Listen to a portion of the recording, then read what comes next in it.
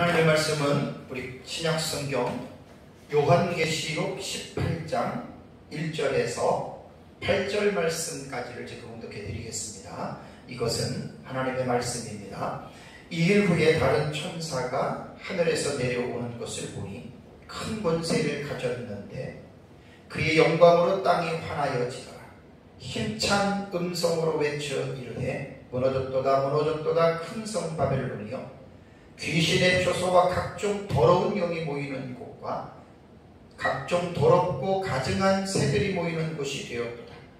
그 음행의 진노의 포도주로 말미암아 만국이 무너졌으며 또 땅의 왕들이 그와 더불어 음행하였으며 땅의 상인들도 그 사치의 세력으로 치부하였도다 하더라. 또 내가 들으니 하늘로부터 다른 음성이 나서 이르되 내 백성아 거기서 나와 그의 죄에 참여하지 말고 그가 받을 재앙들을 받지 말라.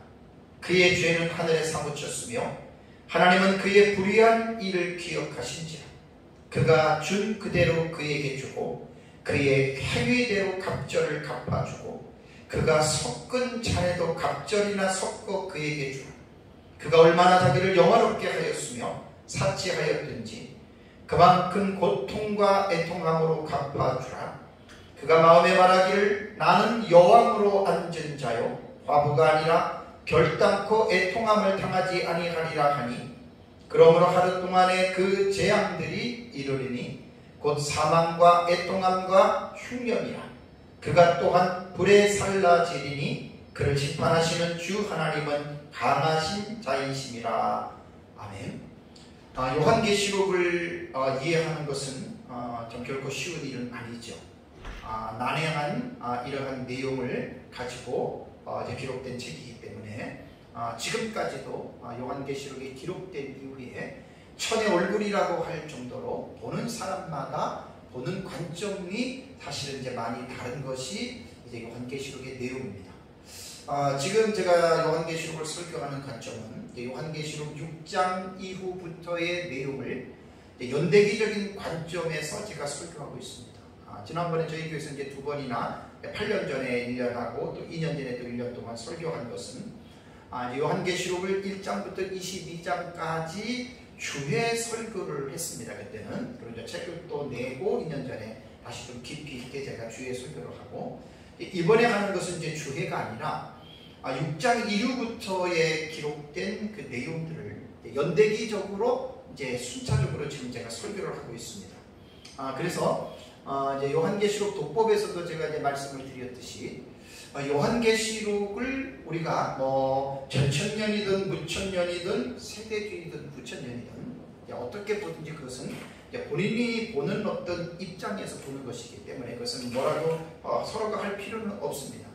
그러나 이제 분명한 것은 뭐냐면 어떠한 종말론의 어떤 입장을 지지하든지 간에 자기가 믿고 있는 입장에 대해서 분명한 어떤 지식을 가지고 있어야 돼요.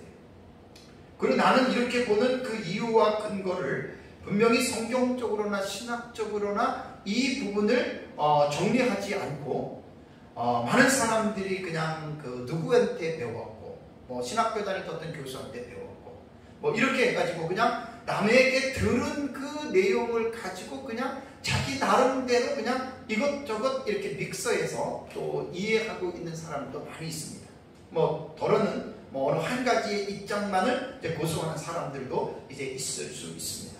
그래서 이제 저는 제가 보고 있는, 제가 해석하고 있는 이 요한계시록에 대한 이 내용을 저는 분명하게 저는 이제 책에도 그랬고 제가 입장을 지금 밝히고 있습니다. 자, 저는 이제 요한계시록 어떻게 보냐면 초대 교부들의 관점인 역사적 전천년 입장에서 저는 요한계시록을 저는 보고 있다고 저는 말씀을 드립니다. 그리고 이제 역사적 전천년의 종말론은 이제 우선 본문의 내용을 우리가 볼 때에 이것을 우리는 문자적인 해석을 중요시합니다. 그리고 문자적인 해석만 다 하는 게 아니고 많은 부분들을 우리는 상징의 해석도 우리는 상징의 본문은 그렇게 병행하고 있습니다. 그리고 이제 요한계시록에 기록된 사건들이 많이 있는데 이 사건에 대한 해석은 여러 가지의 해석들 가운데에 우리는 예수님 재림 직전에 일어날 종말적인 사건이 미래주의 해석으로 우리는 이제 요한계시록을 보고 있습니다. 그리고 요한계시록 6장부터 이제 21장까지는 약 51가지의 사건이 나오거든요. 그 다음에 이제 특별히 요한계시록은 6장부터 19장까지의 내용이 가장 중요한 본론 부분이에요. 그래서 이 본론 부분을 어떻게 해석하느냐가 상당히 중요한데, 이제 이 부분을 이제 요한계시록의 해석학적인 구조로 볼 때에 단락의 구조에 대한 해석법이라고 제가 이제 독법을 할 때 말씀을 드렸습니다. 이 단락의 구조라고 하는 것은 뭐냐면 6장부터 19장까지 약 44가지 사건이 이제 쭉 기록이 되어져 있는데, 내용상으로 볼 때에는 이 6장부터 19장까지의 내용이 순서대로 일어나는 게 절대로 아닙니다. 이것은 무천년도 그렇게 보고 전천년도 그렇게 보는 거예요. 세대주의만 이제 그 기록된 순서들에 보는 점진적인 구조로 볼 뿐이지, 무천년이나 역사적 전천년은 병행적인 구조로 우리는 기록된 순서대로 사건을 보는 것이 아닙니다. 그래서 이제 우리가 보고 있는 이 내용은 본경과 삽경의 상호 교차적인 구조로 우리는 요한계시록을 풀어가는 거예요. 제가 이제 지난주 2주 동안에 설교한 내용은 벌써 이제 한 일회의 그 내용이 끝났어요. 이제 도표에도 보면은 이제 나오지만 제가 이제 지난주에도 실판에다 그려놨습니다. 한 일회가 7년이라고 하는 기간이 도래하면 이제 6장부터 19장까지가 한 일회 기간 동안에 44가지 사건이 일어난다고 제가 말씀을 드렸습니다. 그래서 이제 연대기적으로 쭉 설교를 다시 다 한 거예요, 그동안에. 그리고 이제 한 일회가 끝나기 직전에 예수님 재림하면서 이제 한 일회가 끝나잖아요, 그죠? 그 다음에 예수님 재림하고 난 다음에 곧바로 이 세상이 심판을 받습니다. 근데 요한계시록에는 하나님이 이 세상을 심판하시는 계시가 몇 번이 나오냐면 5번이 나옵니다. 참 이 요한계시록을 연구하다 보면 어떻게 지구에 대한 이 세상에 대한 심판을 하나님이 무려 5번이나 중복해서 하나님이 계시하셨을까? 대부분 뭐 한 2-3번 정도면 우리가 그냥 이해를 하지만 5번이라고 하는 것은 상당히 많은 어떤 비중을 가지고 이 계시를 말씀하셨거든요. 그래서 이제 계시록 6장 12절과 17절에 6번째 인이 이 지구에 멸망하는 계시고요. 다음에 8장 3절과 5절에 금양로를 땅에 쏟는 사건도 이 세상을 심판하는 그 내용이라고 설교했습니다. 다음에 이제 14장 17절에서 20절에 땅에 익은 포도송이를 추수하는 본문도 이 세상에 대한 하나님의 심판이고요. 다음에 계시록 16장 17절과 21절도 7번째 대접의 내용인데 그 내용이 이 세상을 심판하는 내용입니다. 그리고 이제 오늘 5번째로 제가 오전과 오후에 나누어서 2번에 걸쳐서 설교를 할 요한계시록 18장의 내용도 큰 성 바벨론의 멸망의 본문으로서 이것도 이 세상에 대한 심판에 관한 계시입니다. 그래서 같은 사실을 하나님께서 5번이나 계시의 모양과 방법을 바꾸어서 반복적으로 보여주신 이유는 이 세상에 대한 심판이 그만큼 분명하고 확실하다라고 하는 것입니다. 분명하고 확실하다라고 하는 것을 이제 강조하기 위해서 하나님께서 이렇게 5번 동안 하나님께서 중복해서 계시하셨다라고 하는 사실을 꼭 기억을 해야 됩니다. 요한계시록뿐만이 아니라 구약 성경에도 하나님께서 이 세상을 심판하시는 그 사실을 분명하게 구약 성경에도 여러 본문에서 계시하셨고 신약 성경에서도 여러 본문에 이제 나옵니다.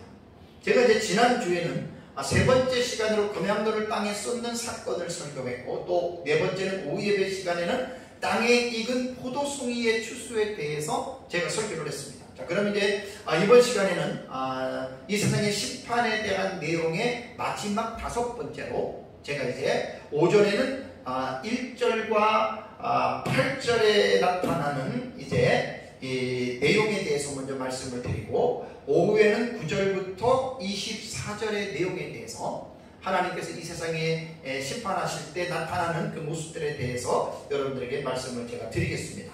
자, 우선 요한계시록을 볼 때는 두 가지 구조를 이해해야 된다고 말씀을 드렸어요.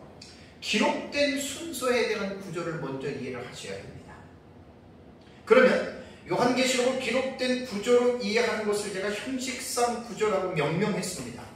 그러면 이 계시록 18장은 형식상 구조로 볼 때는 우리는 이제 본경과 삽경의 상호 교차 구조로 보기 때문에 막간계시에 속하는데 몇 번째 막간계시냐면 7번째 막간계시에 속합니다. 그래서 7번째 막간계시군이 계시록 17장, 18장, 19장이 해당이 됩니다. 그래서 막간계시군으로는 이게 이제 19장까지는 마지막 막간계시군이 됩니다.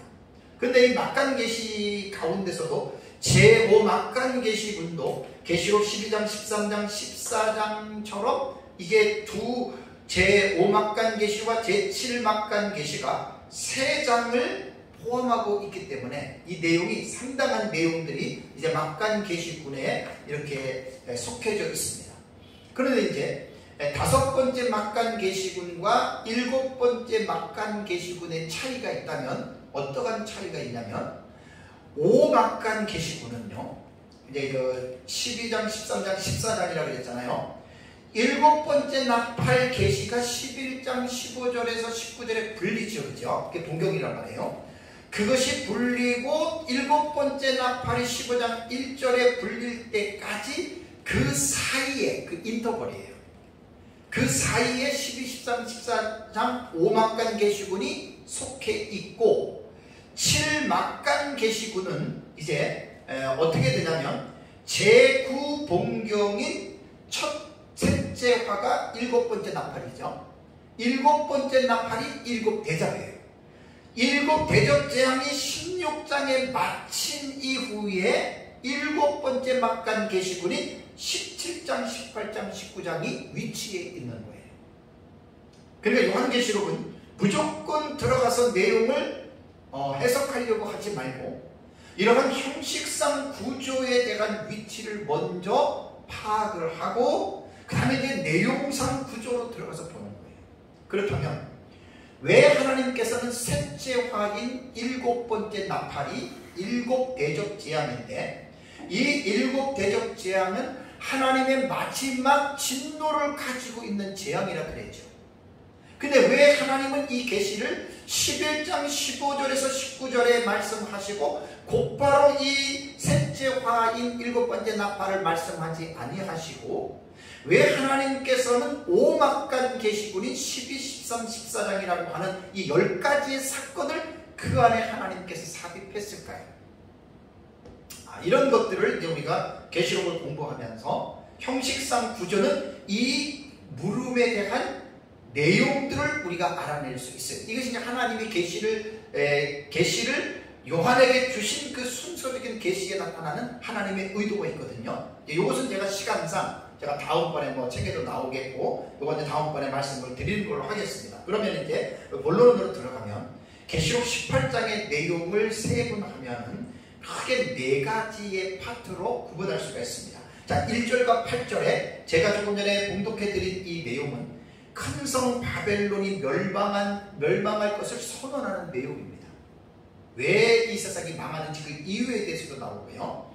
다음에 9절에서 20절까지는 이 큰 성 바벨론이 불심판으로 멸망할 때 세 부류의 사람들이 애가가 기록이 되어져 있는 것이 9절과 20절의 내용입니다. 다음에 20절을 보면 이 큰 성 바벨론이 심판을 받아서 사람들이 애국하면서 불에 타서 심판으로 죽어갈 때에 그 20절을 보면은 성도들은 즐거워하라라고 하는 하늘의 음성이 들리거든요. 참 특이한 내용이에요. 그건 오후에 제가 설교를 합니다. 그 다음에 이제 21절에서 24절 마지막 절까지는 큰 성 바벨론의 멸망이 실현되는 모습이 이제 기록이 되어져 있습니다. 자, 그러면 이제 요한계시록 18장에 대해서 우리가 개략적으로 이해해야 될 것은 문학적인 유형으로 볼 때는 이 18장은 학자들이 심판의 노래라고 이렇게 불리고 있습니다. 왜냐하면 마치 구약 성경의 선지서를 보면 일부 내용이 아주 이 문학적인 유형으로 볼 때 유사한 내용이 있어요.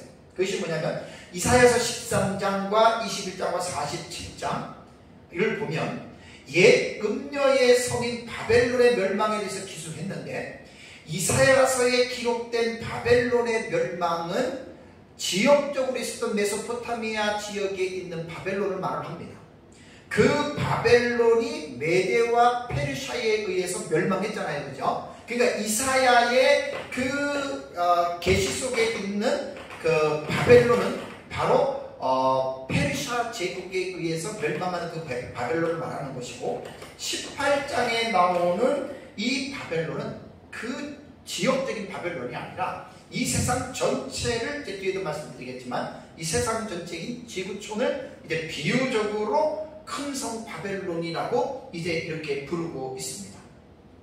다음에 또 에스겔서에도 보면은 두로의 심판과 멸망에 대해서 에스겔 26장과 27장을 보면은 애통하는 노래다라고 하는 애가로 형식으로 기록이 됐습니다. 그러니까 요한계시록 18장을 우리가 볼 때에는 계시록 전체를 통해서 운율이 가장 아름답고 시적이며 장엄한 심판의 노래라고 학자들은 문학적으로 이 계시록 18장을 이제 분류하고 있습니다. 요한계시록 18장에 기록된 이 세상인 흥성 바벨론이 멸망하는 것은 상당히 중요한 교훈을 두고 있습니다. 많은 사람들이 이 세상이 영원할 것으로 착각하고 살고 있잖아요. 그런데 언제인지 모르지만 예수 그리스도의 재림 이후에 이 세상이 하나님의 불로 심판을 받는다. 놀라운 사실입니다. 그러니까 이 세상이 하나님의 불로 심판을 받을 때 각 나라에서 정치적으로 경제적으로 부를 누렸던 그 사람들에게 있어서는 결국 마지막 모든 것들이 하나님의 불에 의해서 타고 없어져 버리는 이 사건을 통해서 결국은 이 세상은 아무것도 아니다라고 하는 것을 사실은 이제 교훈해 주고 있는 것이죠. 그래서 우리는 이제 요한계시록 18장에 기록된 이 내용은 앞에서도 제가 4가지의 사건이 이 세상의 하나님의 심판에 대한 사건이라고 본문을 설교를 했는데 같이 연결되는 것입니다.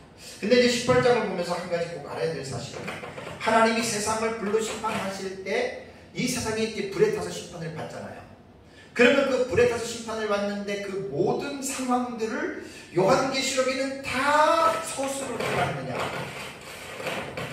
그렇지 않습니다. 다 일일이 기록을 할 수가 없고 이 세상에 하나님의 불에 의해서 심판을 받을 때에 하나님은 몇 가지의 사실들, 그 부분들만을 클로즈업 시켜서 18장에 기록을 했다라고 하는 사실입니다. 지난주에도 말씀을 드렸지만 이 세상이 하나님의 불심판을 받을 때 요한계시록에서는 5가지 본문이 있어요. 이 5가지의 본문을 한 테이블로 가지고 와서 전체적으로 함께 이렇게 섞어서 보면은 이 세상의 불심판이 어떻게 일어나는지에 대한 모든 것들을 더 우리가 풍성하게 이해할 수가 있습니다. 그래서 이제 18장에는 이 세상이 심판을 받는 모든 사실들을 다 기록해 놓은 것이 아니라 그곳에서 몇 가지의 중요한 사실들만 클로즈업 시켜서 기록해 놓았다라고 하는 그러한 사실입니다. 자, 그렇다면 이제 큰성 바벨론에 대한 멸망에 대한 내용에 대해서 제가 본문을 주의하겠습니다. 자, 1절을 먼저 보시면은 2일 후에 다른 천사가 하늘에서 내려오는 것을 보니 큰 권세를 가졌는데 그의 영광으로 땅이 환하여지더라라고 하는 이 말씀이 있습니다. 여기에서 보면 이제 큰 권세를 가지고 내려오는 천사가 있는데 이 천사가 다른 천사다라고 이렇게 말을 했습니다. 다른 천사, 알로스, 안겔로스라고 하는 이 다른 천사거든요. 이 말은 뭐냐면 계속해서 계시록에는 하나님께서 천사를 통해서 말씀하시고 보여주시고 환상을 이제 인도해 주는 이것들 지금 요한계시록에는 계시하고 있잖아요. 그러니까 천사가 얼마나 많이 나오는지 모릅니다. 지난주에도 제가 이 다른 천사에 대한 개념에 대해서 제가 이제 14장 17절과 27절에도 여러분들에게 말씀하실 때 다른 천사의 개념에 대해서 이제 말씀을 제가 드렸습니다. 그러니까 여기에 보면은 18장의 2일 후에라고 하는 말은 기록된 계시로 볼 때에는 17장의 내용을 사건이 일어난 2일 후라는 말입니다. 그래서 헬라 원문에 보면은 메타타우타이동이라고 하는 말은 2일 후에 내가 보았다 이렇게 동사가 먼저 나옵니다. 그러니까 2일 후에 사도 요한이 보았는데 어떤 것들을 보았냐라고 하는 것을 볼 때에는 다른 천사가 하늘에서 내려오는 것을 보았다. 그런데 그 천사는 큰 권세를 가졌는데 그 애가 가지고 있는 영광으로 말미암아 이 땅이 환해지는 것을 사도 요한이 보았다라고 하는 이제 그 말입니다. 큰 권세라고 하는 말은 이제 2절에 나오는 큰 성 바벨론의 멸망을 외치기에 합당한 천사이기 때문에 큰 권세라고 이렇게 이제 불렀을 수도 있습니다.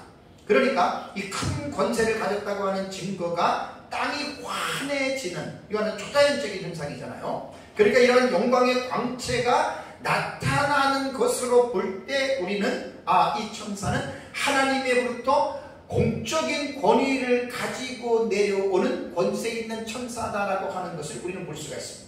그 다음에 이제 2절을 보시면은요, 바벨론이 멸망한 이유에 대해서 설명하고 있죠. 2절을 보니까 힘센 음성으로 외쳐 이르되 무너졌도다 무너졌도다 큰 성 바벨론이요, 귀신의 처소와 각종 더러운 영에 모이는 곳과 각종 더럽고 가증한 새에 모이는 곳이 되었도다라고 2절에서 이제 묘사하고 있습니다. 자, 큰 성 바벨론이란 여기에 보면은 음녀의 음행의 포도주로 말미암아 취해져 버린 온 세상을 상징적으로 묘사하는 표현입니다. 왜 그렇다면 이 큰 성 바벨론 이 세상이 멸망을 했을까? 자, 몇 가지를 보면은요, 우선 귀신의 처소와 각종 더러운 영이 모이는 곳과 각종 더럽고 가증한 새에 모이는 곳이 되었도다. 여러분, 이 세상이 왜 하나님의 불심판을 받습니까? 이 세상 전체가 악한 영들의 천하가 되었다라고 하는 말입니다. 우리는 이 세상과 악한 영들이 어떠한 관계를 가지고 있는지를 분명하게 알아야 됩니다.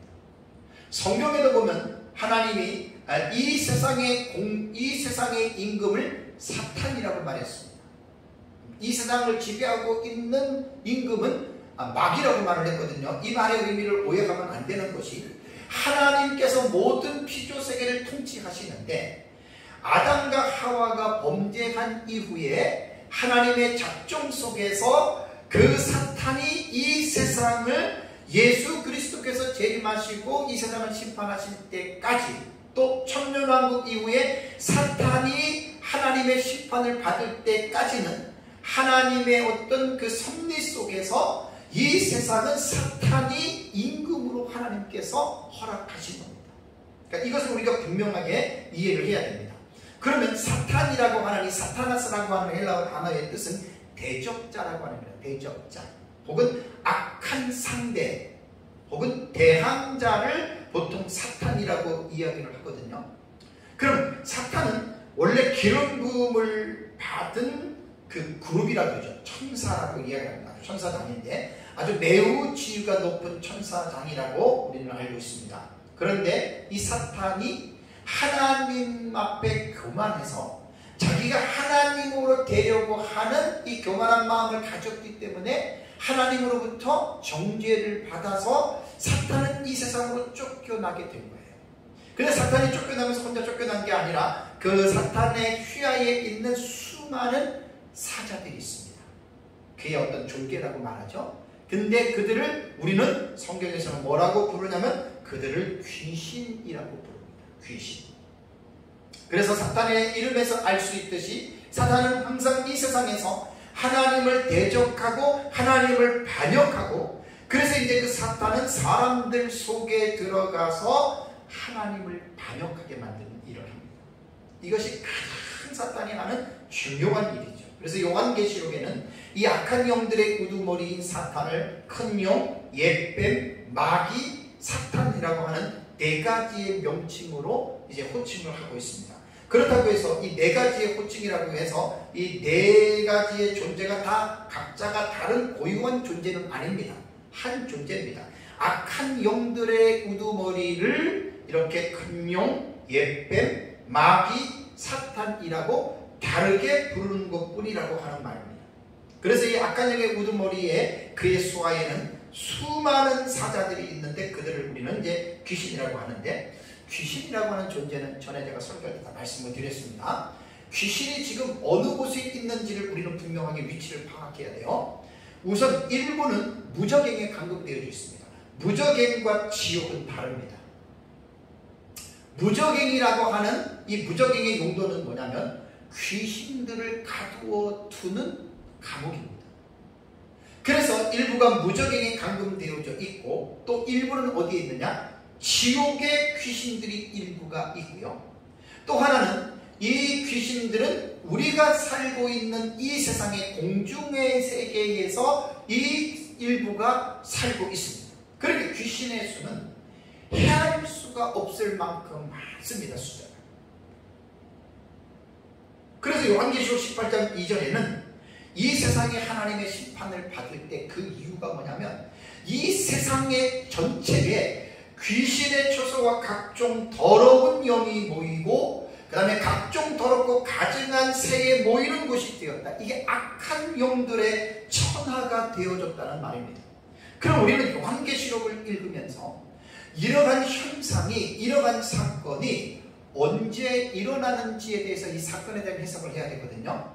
그래서 제가 요한계시록 독법에 대해서 여러분들에게 설교할 때 이 사건에 대한 해석은 과거주의가 있고 역사주의가 있고 미래주의가 있고 이상주의가 있다라고 하는 네 가지의 기본적인 사건을 해석하는 이 방식들이 2000년 교회 역사 세계에서 있어왔고 지금도 이렇게 해석을 합니다.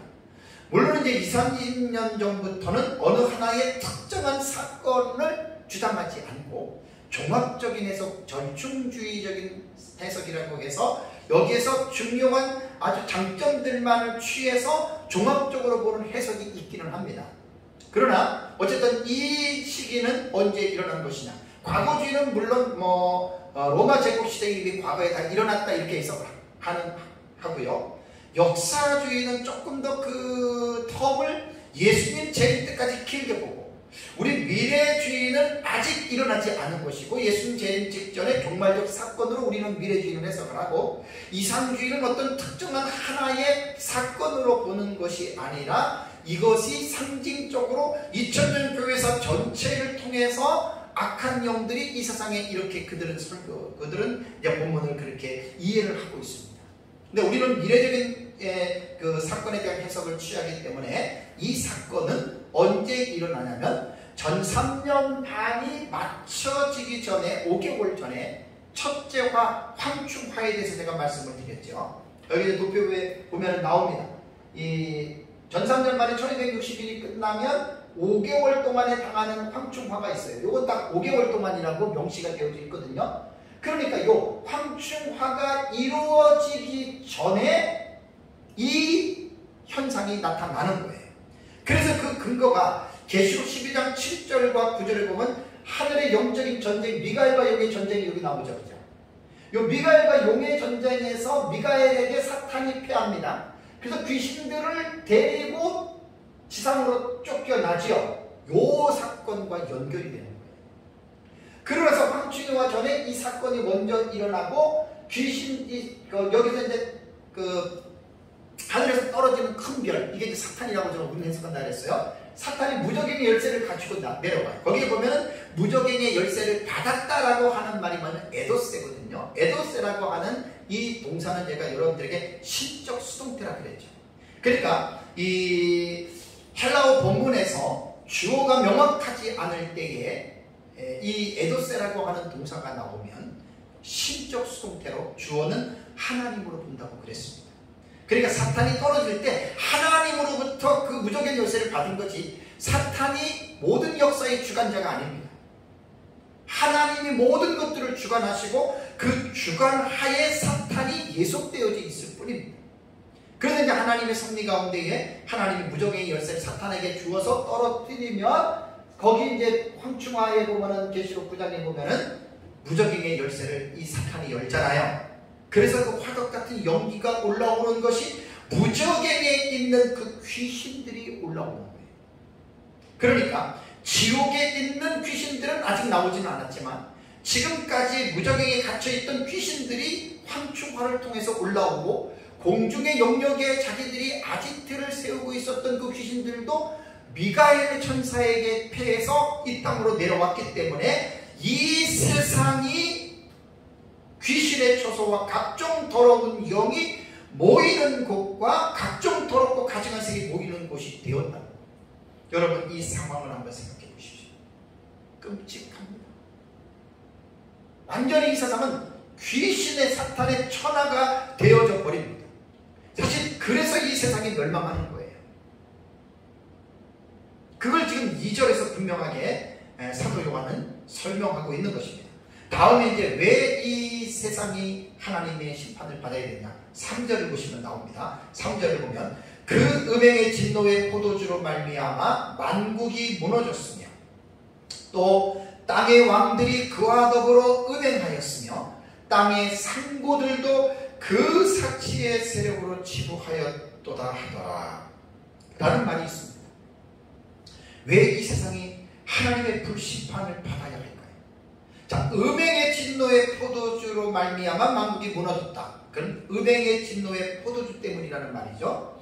여기에 음행의 진노의 포도주는 17장과 연결이 되는 기록상 그 내용이기 때문에 잘 보시면 음녀의 손에는 금잔 안에 담겨있는 포도주가 있습니다. 17장 4절에 나옵니다. 그런데 이 음녀의 손에 있는 금잔 안에는 가증한 물건과 그의 은행에 더러운 것들이 가득 담겨 있다라고 말을 했습니다. 물론 이것은 우리가 문자적인 해석을 안 합니다. 이것은 상징의 해석을 합니다. 비유적인 표현이죠. 음녀의 사상이 거짓 진리로 가득하다라고 하는 말입니다.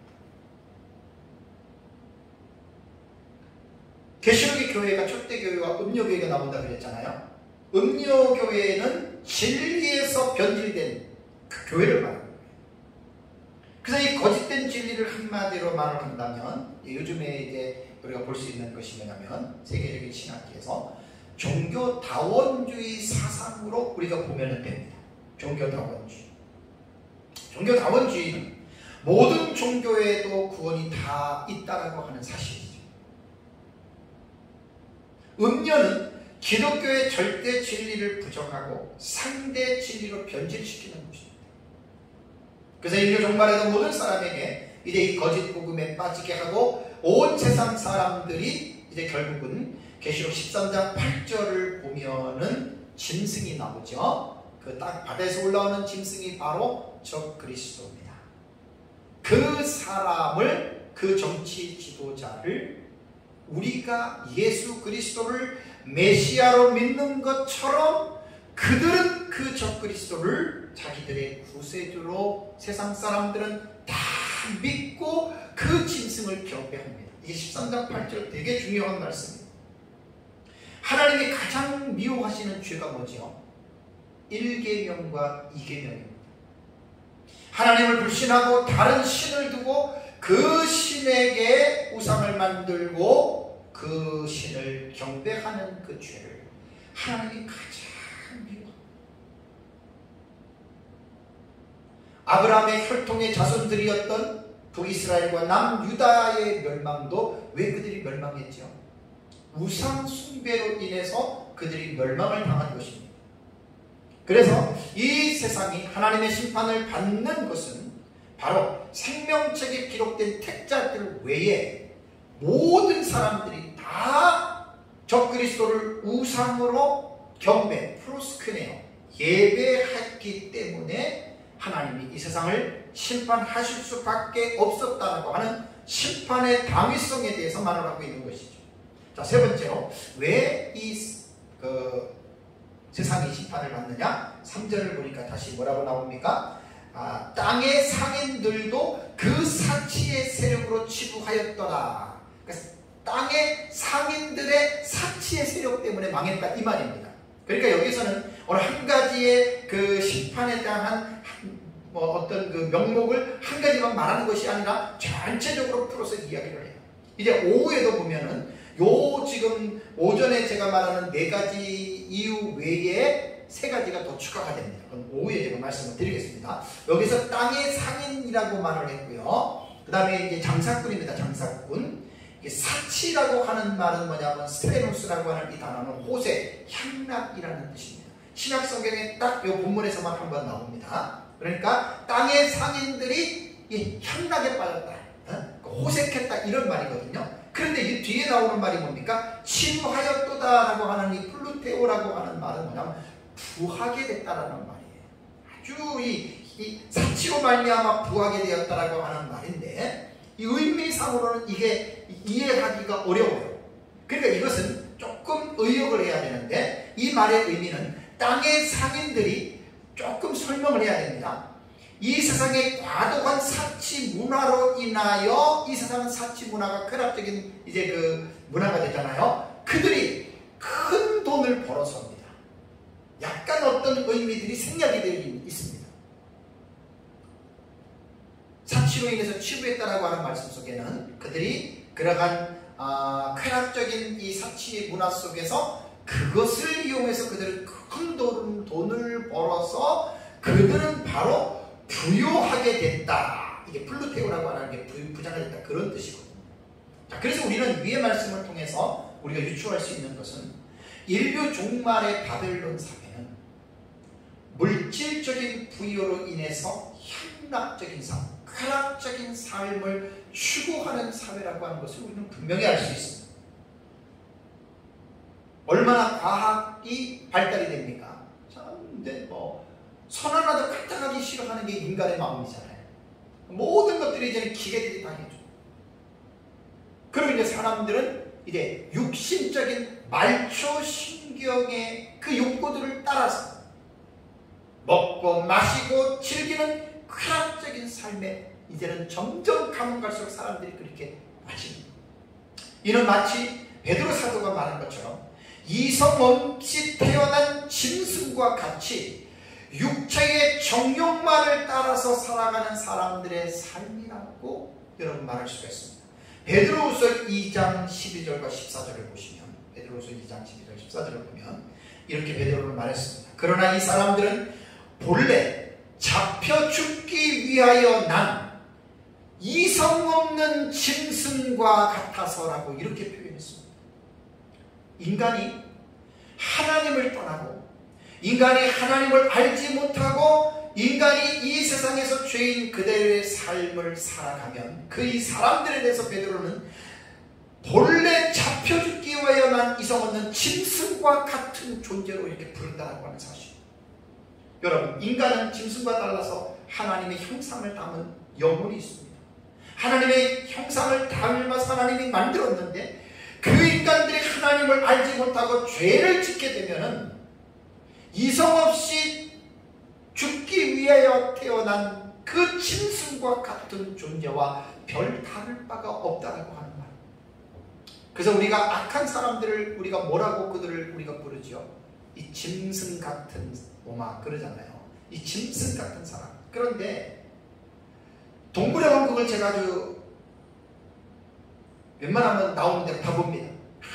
그 짐승들의 세계를 보면서 정말 이 사회에서 이 짐승만도 못한 사람 이렇게 표현하잖아요. 그죠? 이 짐승만도 못한 놈아. 짐승과 같으면 그래도 그나마 괜찮은 거예요. 짐승보다도 못한 사람들이 얼마나 많습니까? 그러니까 이 마지막 인류 종말의 바벨론 사회는 짐승 같은 그러한 사회가 아니라 짐승보다도 못한 그러한 사회로 전락이 된다고 하는 말입니다. 그래서 베드로후서 2장 12절 그 다음을 보면은 그들은 그 알지 못하는 것을 비방하고 그들이 멸망 가운데서 멸망을 당하며 불의의 값으로 불의를 당하며 그 다음에 나오는 말이 어떻게 묘사되냐면 낮에 즐기고 노는 것을 기쁘게 여기는 자들이니 이렇게 말했습니다. 그러면 점과 흠이라. 그러면서 너희와 함께 연애를 할 때에 그들의 속임수로 즐기고 놀며 음심이 가득한 눈을 가지고 범죄하기를 그치지 아니하고, 그 다음에 굳세지 못한 영혼들을 유혹하며 탐욕에 연단된 마음을 가진 자들이니 저주의 자식이다. 베드로 당시에도 어느 시대든지 간에 인간의 죄인들에 대한 가지고 있는 죄인들의 성향이라는 것이 다 탐욕에 연단된 마음을 가진 저주의 자식의 삶을 살아가고 있다라고 하는 말입니다. 그러니까 인류 종말의 이 바벨론 사회는 말로 형용할 수 없는 짐승보다도 못한, 도덕과 윤리적으로 볼 때는 너무 심각한 일이죠. 사실 지금 우리 주변에 나타나는 페미니즘 사상, 또 그 다음에 이제 이 동성애 같은 문제들을 보십시오. 물론 짐승들의 세계에도 동성이 있을 수는 있는데 이건 뭐 완전히 짐승보다도 못한 수준으로 지금 인류들이 전락하고 있다라고 하는 말입니다. 다음에 이제 크게 이제 요거는 이제 세 가지는 제가 이 세상이 이제 하나님의 심판을 받는 이제 그 이유에 대해서 여러분들에게 제가 지금 이제 말씀을 드렸고요. 크게 두 번째 대지는 뭐냐면 4절과 8절의 내용인데, 자, 이러한 가운데서도 이제 하나님의 자녀들을 향한 경종, 울리는 종이라는 말이에요. 경고의 음성이 메시지가 있습니다. 자, 그것이 뭐냐면 4절부터 8절인데 4절을 한번 같이 보겠습니다. 4절을 보면은 또 내가 들으니 하늘로부터 다른 음성이 나서 이르되, 자, 또 내가 들으니 카이 아쿠사예요. 그러니까 요한계시록에는 카이 에이돈, 또 내가 보았다, 또 카이 아쿠사, 또 내가 들었다, 계속해서 듣고 보는 것이 오버랩이 되는 거잖아요. 요한계시록에 기록된 내용을 보면 또 내가 들었어요. 뭘 들었습니까? 하늘로부터 음성이 들리는데 다른 음성이에요. 전에 듣던 음성이 다른 음성입니다. 음성의 내용이 뭐지요? 내 백성아, 거기서 나와 그의 죄에 참여하지 말고 그가 받을 재앙들을 받지 말라. 여기서 하늘에서 들리는 음성은 하나님의 음성이 아닙니다. 그 이유는 5절에 하나님의 이름이 언급되고 있기 때문에 4절은 하나님의 음성이 아닙니다. 그러니까 이제 천사장이나 뭐 생물들의 음성이겠죠. 그래서 이 하늘에서 들리는 음성은 하나님의 백성들을 향한 경고의 음성이죠. 왜냐하면 이 세상은 악한 영들의 천하가 됐고 음행의 진노의 포도주로 우상을 숭배하고 온갖 쾌락적인 문명에서 살고 있는 그 삶의 현장에서 나오는, 세상의 불심판을 받아서 멸망을 받고 죄를 물먹듯 먹고 마시는 그들의 그 공동체 속에서 그들과 함께 있는 곳에서 나오라는 거예요. 참여하지 말라는 거예요. 왜? 거기에 있다가는 너희들도 그러한 심판을 받을 수밖에 없다라고 하는 이러한 여러분 경종의 음성입니다. 그러면 우리는 아까도 말씀드린 대로 이 사실, 이 메시지는 그러면 언제 이 음성이 들리는 것인가? 과거주의자들은 과거에 다 끝났어요. 역사주의자들도 다 끝난 것으로 봐요. 이상주의자들은 항상 어느 시대든지 간에 이런 경고의 음성이 있었다고 이야기를 해요. 우리 미래주의자들은 아직 이 음성은 안 들렸어요. 예수님 재림 직전에 이 음성이 분명하게 들리는데 언제 들리느냐? 한 일회가 시작되기 이전. 물론 지금도 제가 지금 하는 설교, 지금 이 메시지의 내용은 똑같습니다. 그러나 마지막 시대에 나타나는 환경과는 전혀 달라요. 지금보다 시간이 더 지나면 이 세상은 말로 형용할 수 없을 정도로 더러워지고 부패해집니다. 분명히 이 음성이 들릴 때가 언제냐면 한 일회가 시작되기 이전부터 지금도 계속해서 깨어있는 목회자들은 성도들을 향해서 죄악 가운데에서 머물러 있지 말고 나오라고 지금도 어느 시대든지 간에 목사들은 항상 이런 메시지를 전했습니다. 거룩한 삶, 성결한 삶을 살아가기 위해서 목사들이 전했습니다. 그러나 그것과 이것은 다릅니다. 내용은 같지만 상황과 의미는 다릅니다. 언제 일어나냐면 마지막 때가 되는 한 이래가 도래하면 이 음성을 외치는 종들이 있어요. 그게 바로 투중이들입니다. 목사의 설교라고 해서 모든 설교가 또 동일하게 성도들의 삶을 정결하고 거룩하게 살아라고 외치는 게 아닙니다. 일부는 기복 사상을 가지고 있는 목사들은 예수 잘 믿으면 복받는다, 예수 잘 믿으면 성공한다, 이런 것들을 전하는 목사들이 기복지 설교자들의 설교입니다. 은사에 빠지고 신비주의에 빠진 사람들은 이런 것보다는 맨날 하나님 앞에 경험하고 뭘 봐야 되고 들어야 되고 이렇게 설교하는 것들이 이 은사주의에 빠진 사람들의 설교입니다.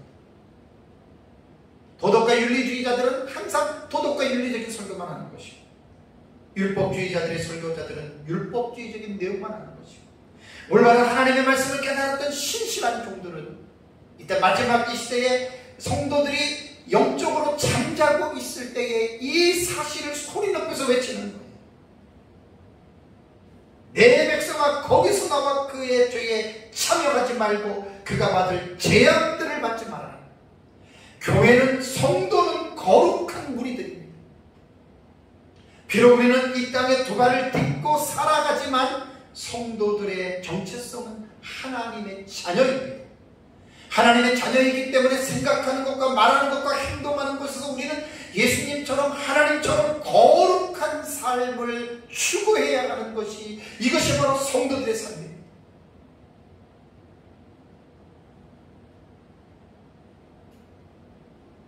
그래서 이 세상에 빠져있는, 영적으로 잠을 자고 있는 이러한 성도들을 깨우는 사람들이 계시록 11장에 나오는 1261일 동안 하나님의 성령의 능력으로 하나님의 택한 자들을 죄악의 잠에서 깨우는 종들이 바로 두중인인데, 요한계시록에서 나타나는 두중인은 상당히 중요한 종들입니다.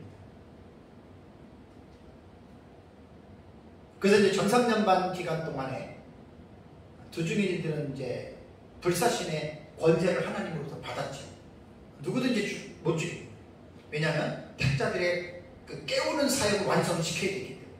그래서 두중인들이 결국 외치고, 뭐 이제 이 두중인에 대한 메시지는 사실 그 요한계시록에 많이 나오는데 제가 특별히 요한계시록 14장 8절 이후에도 공중에 날아가는 새 천사의 외침은 바로 두중인들의 이제 메시지라고 여러분들에게 제가 지금 말씀을 제가 드렸습니다. 우리가 예수님 믿고 구원받았다, 거기에 구원받았다고 마음을 놓아서는 안 돼요. 우리의 구원은 끝까지 우리의 구원은 연속이 되지만, 구원받은 사람들은 이 땅에서 대적자가 있습니다. 마귀가 우는 사자처럼 두루다니며 삼킬 자를 찾기 때문에 구원받은 자들은 이 땅에 사는 동안에 계속해서 점도 없고 흠도 없이 거룩한 삶을 살아가야 하는 것이 성도들의 삶의 중요한 여러분 의무입니다. 뭐 우리가 죄를 지었다고 해서 잘못했다고 해서 구원이 취소가 되고 지옥 가는 것은 아닙니다. 그러나 구원받은 사람들은 이제 구원받았으니까 됐어 하고 마음을 놓는 것이 아니라, 구원을 받았기 때문에 예수 그리스도의 거룩한 그 형상, 거룩한 모습을 우리는 늘 본받으면서 살아가야 됩니다. 그렇기 때문에 베드로전서 5장 8절 9절에 근신하라 깨어라 너희 대적마귀가 오는 사자같이 두루다니며 삼킬 자를 찾나니 너희는 믿음을 굳건하게 하여 그를 대적하라. 이런 세상에 있는 너희 형제들도 동일한 고난을 당하는 줄 알미라 라고 이렇게 말씀을 했습니다. 제가 늘 말씀을 드리지만, 교회를 다니는 목적이 뭐 예수 믿어가지고 복받고 부자되고 잘 먹고 잘 살고 어떤 내 어떤 욕망을 추구하고 그것이 어떤 성취되는 그런 쪽으로 예수를 믿는 게 아닙니다. 그것은 방향을 잘못 설정했습니다. 기복주의 목사들은 성도들이 그렇게 돈 많이 벌고 부자가 되기를 그 복을 빌어주는 무당의 역할도 많이 하는 사람도 있습니다. 기가 막힌 현실. 저는 복이 필요 없다는 말이 아닙니다. 그러나 복 받자고 예수 믿는 거 아니거든요. 마태복음의 8복에 보면은 현실적이고 물리적인 복은 하나도 없습니다.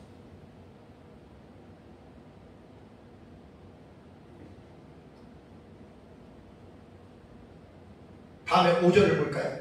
자, 5절을 보면 그의 죄는 하늘에 사무쳤으며 하나님은 그의 불의한 일을 기억하시는지라. 자, 이제 5절부터 보면은 이게 사실 이제 4절부터 나오는 건데요. 그 5절부터 보면은 이제 그의 그라고 하는 이제 3인칭 대명사가 나오잖아요. 근데 이 해석이 참 중요해요. 이 글을 음녀로 보는 사람도 있고 또 바벨론인 세상을 의인한 것으로 보는 경우도 있습니다. 그래서 이제 이 5절부터 20절까지 여기 그라고 하는 이 3인칭 이 대명사는요, 우리는 분명하게 해석을 해야 되는데 이게 그렇게 쉽지 않아요. 그래서 제 책에는 20절까지 이 글을 음녀와 세상 사람들로 두 가지의 차원에서 제가 주의를 다해놨습니다. 뭐 일리가 있는 부분도 있기 때문에 그렇습니다.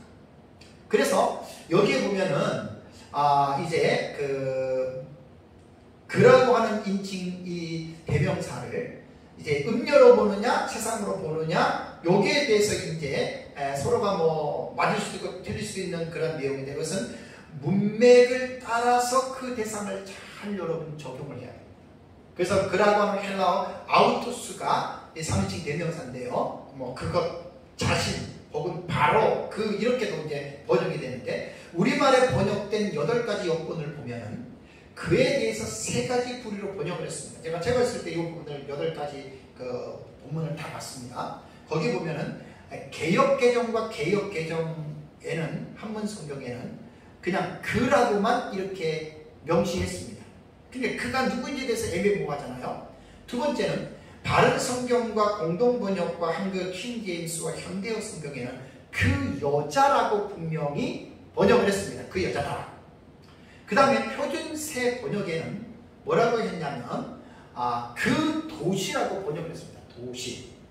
그래서 사실 이 5절부터 20절까지 나오는 이 그라는 3인칭 대명사는 문맥을 따라서 이것이 음녀인지 아니면 이 세상인지를 분명하게 이것을 우리가 구분할 수 있어요.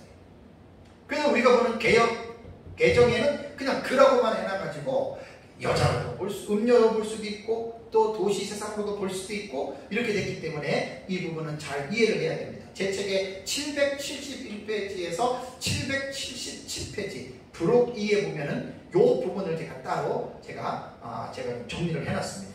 뭐 자세한 것을 알고 싶은 분들은 그 책을 보시면은 되겠습니다. 자, 그러면 여기 보면 그의 죄는 하늘에 사무쳤다. 그를 무엇으로 봐야 되느냐? 여기는요.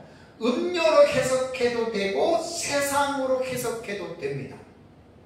왜냐하면 이 세상이 계시록 18장이 이 세상이 하나님의 불심판을 받아서 멸망하잖아요. 이 하나님의 심판을 받는 이 세상은 음녀와는 무관하지 않습니다. 아주 밀접해 있습니다. 그러니까 이 음녀는 종교적인 물이라 그랬잖아요. 전 세계적으로 예수를 믿지 않는 사람들에게 전부 다 음행의 포도주를 먹이는 것은 모든 사람들에게 저 그리스도가 메시아라고 하는 이 일을 실천하는 이 사람들이 바로 음녀의 물입니다. 그러니까 여기에서 그의 죄가 하늘에 사무쳤다라고 하는 말은 음녀로 받아들이고 또 세상 사람들로 해석해도 좋은 게 뭐냐면 어쨌든 음녀로 말미암아 죄를 짓게 됐잖아요. 세상 사람. 그러니까 그 죄가 하늘에까지 사무쳤다라고 하는 그 말입니다. 그리고 이제 마지막에 이제 6절에서 8절의 내용은 뭐냐면 하나님께서 그들의 죄에 대한 양형에 대해서 말을 합니다. 양형이라고 하는 말은 형벌의 정도를 해야 해서 정하는 거예요.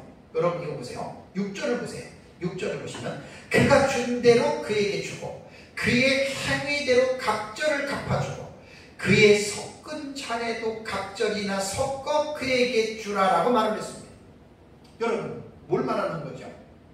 하나님의 심판이 이 세상 사람들이 지었던 죄에 대한 보응의 차원이라고 말을 합니다. 음녀든 이 세상이든지 간에 하나님은 어느 정도로 양형을 하나님께서 명시했냐면 각절이나 갚아준다라는 말입니다. 각절, 배입니다.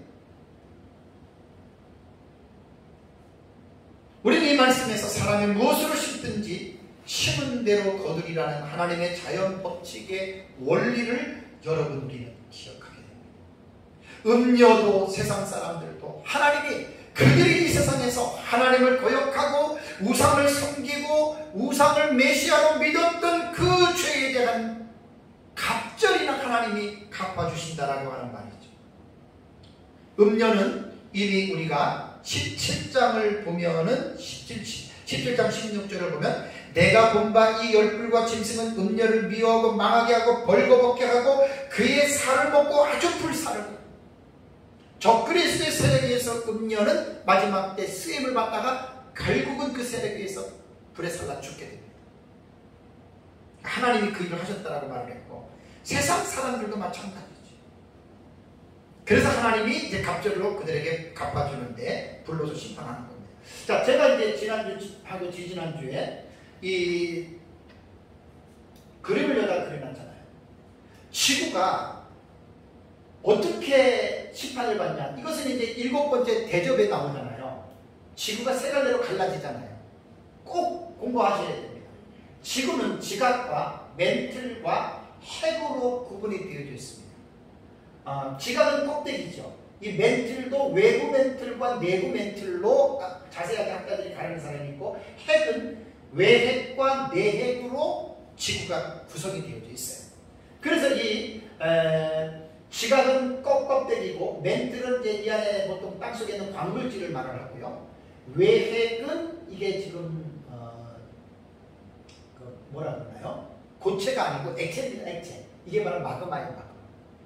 엄청난 마그마가 있고 내핵은 고체로서 태양열과 맞먹는 그 열기가 있는 거예요.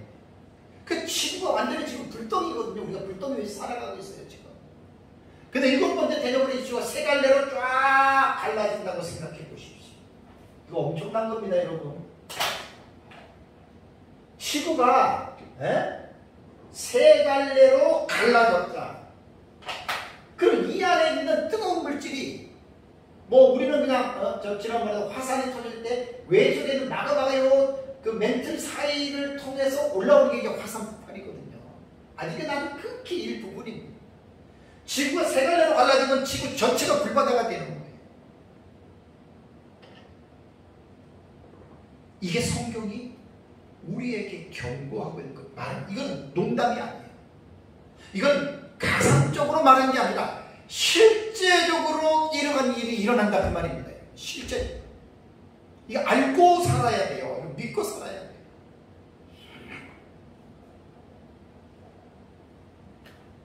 존 버니니 쓴 철로역정을 보면 전도자가 전도를 받고 성경을 읽었어요. 성경을 읽다 보니까 이 세상은 장망성이다. 장망성이 뭐죠? 장차 망할 성이에요. 국어사전에도 안 나오는 단어예요. 그냥 사람들이 만들어낸 거예요. 장차 망할 세상이라는 거예요. 이 지구가. 그래서 전도자가 그거를 보고 이제 예수님을 믿고 이 땅에서 이제 믿음의 철로 역정, 천국을 가는 그 여정을 그린 것이 철로 역정입니다. 되게 중요한 계시입니다. 마지막으로 이제 7절을 보면은 이 세상이 음녀가 심판을 받아야 할 이유를 말합니다. 7절을 보니까 그가 얼마나 자기를 영화롭게 하였으며 사치하였던지 그만큼 고통과 애통함으로 갚아주라. 그가 마음에 말하기를 나는 여왕으로 앉은 자여 과부가 아니라 결단코 애통함을 당하지 아니하리라 하니 이런 말이 있잖아요. 8절에. 자, 그러면 여기에서 왜 세상의 심판을 받아야 되느냐? 여기에서 그가라고 하는 이 3인칭 대명사를 저는 음료로도 해석을 하고 세상으로도 다 해석이 가능합니다. 이 부분이. 그러면 여기에서 보면은 그가 심판을 받는 이유가 자신의 부귀영화와 사치 때문에 심판을 받는 거예요. 그가 얼마나 자기를 영화롭게 하였으며 사치하였던지 이 말을 하잖아요. 음녀든 세상이든 그러면 영화롭게 한다라고 하는 말이 독사조라고 하는 단어인데 찬양하다, 영화롭게 하다, glorify라고 하는 단어입니다. 자, 사람은 하나님의 형상대로 지음을 받았지요. 그러면 사람은 당연히 우리를 지으신 창조주 하나님을 영화롭게 살아야 됩니다. 그러니까 하나님을 영원롭게 살지 않는 것도 죄가 되는 거예요. 음료든 세상이든 그들은 하나님을 영원롭게 한 삶이 아닙니다.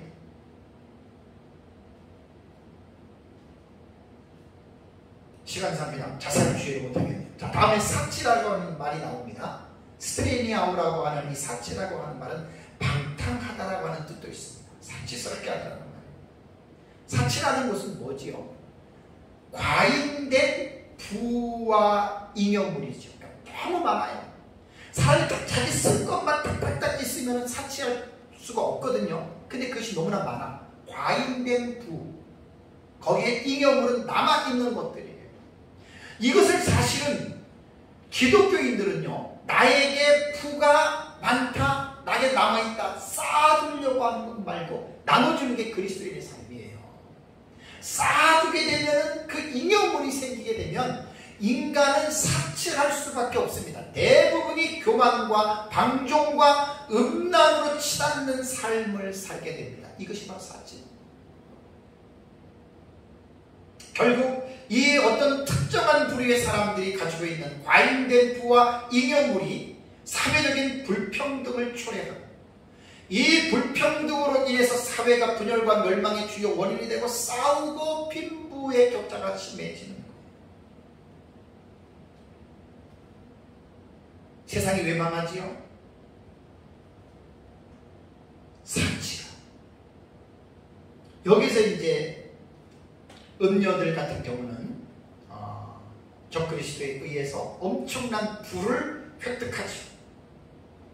그러니까 이제 그런 것들로 인해서 이제 그렇게 되고, 세상도 마찬가지예요.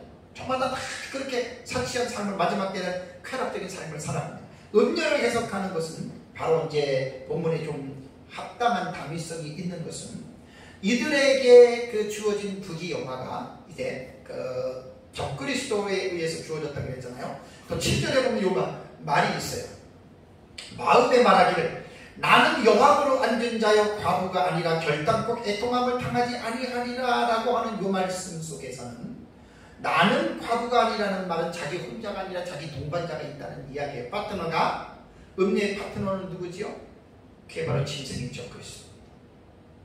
그러니까 음녀는 짐승에 의해서 아까 17장 18절에 짐승에 의해서 죽기 전에는 뭐라고 얘기를 했냐면 결단코 애통함을 당하지 아니하리라 라는 말을 했습니다.